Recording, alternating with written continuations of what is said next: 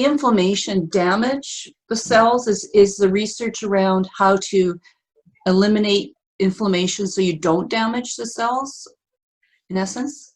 Yeah, so that's a good question. Now, inflammation is a tricky topic because everything, like I've said before, everything is about a balance in your body. So especially with your inflammation. So usually in our brains, after there's an injury, you get some kind of inflammation, and we need that inflammation. It can be good at the start because it's our body trying to clean up any damage and prevent further damage in the initial stages after a brain injury. But the problem with inflammation is it can persist and become chronic.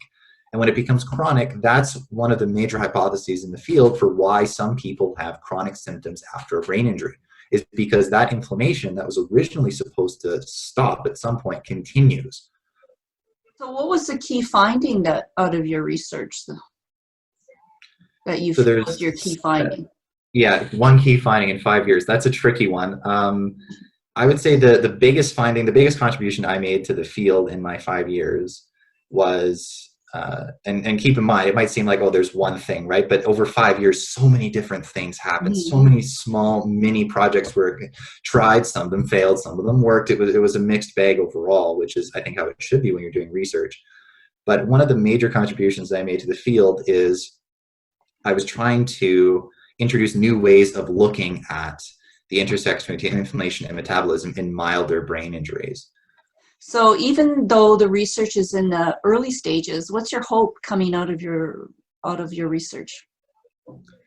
My hope coming out of my work is really to try and find some kind of definitive treatment for brain injury, whether it's mild, moderate, or severe. And since we know that when the brain is inflamed, so you can think of it, the common analogy might be like a brain on fire, for example. When the brain's inflamed, we know that the mitochondria are really involved. Something is changing inside those cells, and it's involving the mitochondria.